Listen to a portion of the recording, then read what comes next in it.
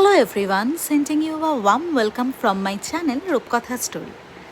এটা ছিল একটা সান্ধ্যকালীন ব্লগ, যেখানে সন্ধেবেলা আমরা সাধারণত কিন্তু স্ন্যাক্স খেয়েই অভ্যস্ত। বাট আমি আজকে খেয়েছিলাম হচ্ছে ওই দুধ কলা কর্নফ্লেক্স। এই সান্ধ্যকালীন ফুডটা আমার জন্য ভীষণ নস্টালজিয়া হিসেবে কাজ করে। এতে আর এমন কি আছে এই খাবারটার মধ্যে? হ্যাঁ, আমার জন্য এটা একটা ছোট্ট মেমোরিজ বলতে পারো।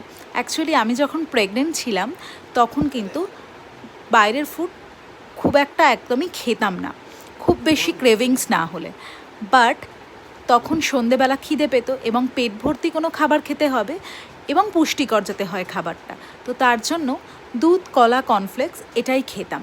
তো প্রেগনেন্সি হওয়ার পর, আফটার প্রেগনেন্সি অনেক মাস পরে আজকে আবার এই খাবারটা যেহেতু খেলাম, মনে হচ্ছিল সেই পুরনো দিনে ফিরে গেছি। লিটল বিট মেমোরিটা প্রেগনেন্সি বলতে পারো মিস করছিলাম।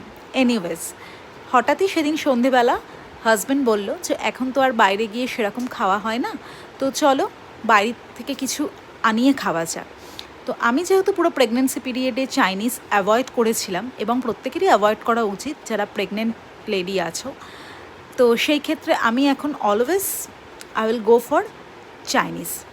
বাট আমার হাজব্যান্ড তো বিরিয়ানি পাগলু, তো ও খেয়েছিল বিরিয়ানি আর আমি খেয়েছিলাম মিক্সড ফ্রাইড রাইস আর হচ্ছে চিলি চিকেন, একদম নর্মাল খাবার। আজকের ভিডিওটা এই অবধি।